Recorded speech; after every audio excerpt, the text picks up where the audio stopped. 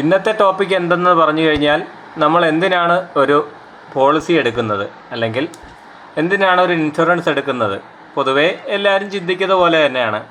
നമ്മളിപ്പോൾ എടുത്തു, നമുക്ക് എന്താണ് ഇപ്പോൾ നല്ല ആരോഗ്യമൊക്കെ ഉണ്ട്, അതുകൊണ്ട് നമുക്ക് എന്തിനാണ് ഇപ്പോൾ ഒരു പോളിസി എന്നതിനെക്കുറിച്ചായിരിക്കും നോർമൽ എല്ലാവരും ചിന്തിക്കുക. അത് സ്വാഭാവികം.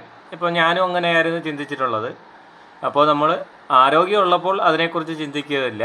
അത് കഴിഞ്ഞ് കുറച്ച് വർഷങ്ങൾ കഴിയുമ്പോഴായിരിക്കും ചിന്തിക്കുക. നമുക്ക് അന്നൊരു പോളിസി എടുത്തിരുന്നെങ്കിൽ അന്ന് ചെറിയൊരു പ്രീമിയമല്ലേ ആകത്തുള്ളൂ, ഇപ്പോൾ എടുക്കുമ്പോൾ നല്ല എമൗണ്ട്. കാര്യം ഓരോ ഏജ് കാറ്റഗറിക്ക് അനുസരിച്ചും പ്രീമിയം തുക കൂടിക്കൂടി വരും.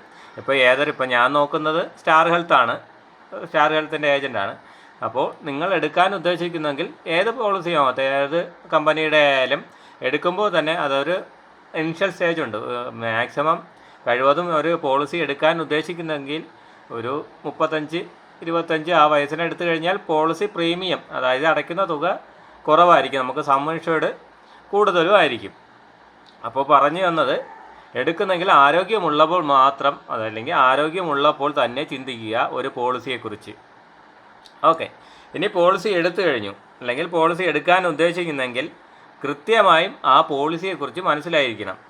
കാര്യം നമ്മളിപ്പോൾ ഒരു ക്ലെയിം വന്നപ്പോൾ കമ്പനിക്കാർ പറയുന്നു ഇത് ക്ലെയിം കിട്ടത്തില്ല, അല്ലെങ്കിൽ എന്താവും കാര്യം. ഇപ്പോൾ നോർമൽ ചിന്തിക്കും. നമ്മളിപ്പോൾ എൻ്റെ അടുത്ത് തന്നെ ധാരാളം ആൾക്കാർ ചോദിച്ചിട്ടുണ്ട്, നിങ്ങൾ ഇങ്ങനെ, ഞാനിപ്പോൾ സ്റ്റാർ ഹെൽത്തിൻ്റെ ഏജൻ്റ് ആയതുകൊണ്ട് ഇങ്ങനെ ഞാൻ കസ്റ്റമറെ കയറി ഇങ്ങനെ കാണുമ്പോഴത്തേക്ക് അവർ നോർമൽ ചിന്തിക്കുക, ഇപ്പോൾ എൻ്റെ ഒരു കൂട്ടുകാരൻ പോളിസി എടുത്തു, അത് പോളിസി എനിക്ക് ക്ലെയിം കിട്ടിയില്ല, റിജക്റ്റ് ആയിപ്പോയി എന്ന് പറഞ്ഞു.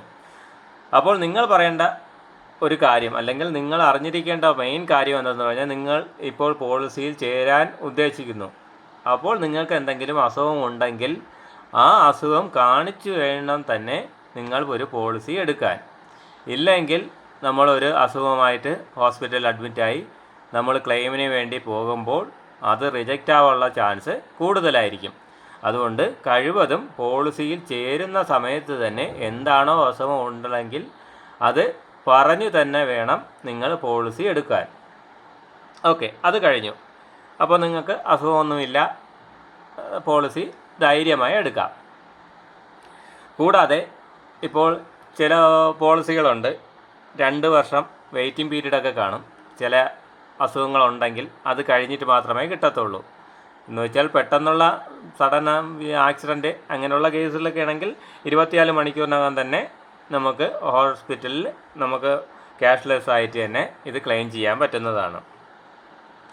അപ്പോൾ 2 ടൈപ്പ്, ഇനി അടുത്തതായി പറയുന്ന 2 ടൈപ്പ് ഹോസ്പിറ്റലുണ്ട്. അതായത് നെറ്റ്വർക്ക് ഹോസ്പിറ്റൽ, അതായത് കമ്പനിയുമായി ടൈപ്പ് ഉള്ളതും കമ്പനിയുമായിട്ട് ടൈപ്പ് ഇല്ലാത്തതും. ടൈപ്പ് ഉള്ളതാണെങ്കിൽ അവിടെ തന്നെ ഒരു ഏജൻറ്റ്, അല്ലെങ്കിൽ അവിടെ സ്റ്റാർ ഹെൽത്തിൻ്റെ ഒരു എക്സിക്യൂട്ടീവ് കാണും, അവർ എല്ലാ പ്രോസസ്സും ചെയ്തോളും.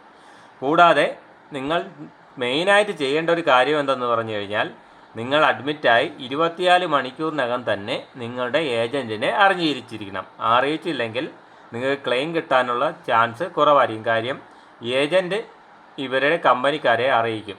അതുകൊണ്ട് കഴിവതും ഏജൻറ്റിനെ അറിയിക്കുക. പിന്നെ അടുത്തത് വരുന്നതെന്ന് വെച്ചാൽ, ഇപ്പോൾ ഞാൻ നേരത്തെ പറഞ്ഞു 30 ദിവസത്തിനുള്ളിൽ ആക്സിഡൻറ്റ് മാത്രമേ കവർ ആകത്തുള്ളൂ എന്ന് പറഞ്ഞു. അതിൽ ശ്രദ്ധിക്കേണ്ട വേറൊരു കാര്യമുണ്ട്.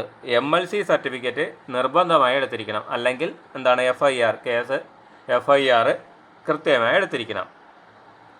കൂടാതെ പിന്നെ ഇപ്പോൾ 30 ദിവസം കഴിഞ്ഞു കഴിഞ്ഞാൽ വേറെ അസുഖമൊന്നുമില്ല എങ്കിൽ നിങ്ങൾക്ക് വേറെ ക്ലെയിം കിട്ടുന്ന കുറച്ച് കാര്യങ്ങൾ കൂടെ ഉണ്ട്. അതായത് പോളിസി നിങ്ങൾക്ക് ക്ലെയിം ചെയ്യാൻ പറ്റും. ക്യാൻസർ, ഹാർട്ട് അറ്റാക്ക്, സ്ട്രോക്ക് തുടങ്ങിയവ. ഇതിലും നിങ്ങൾക്ക് പോളിസി കവറാവുന്നതായിരിക്കും.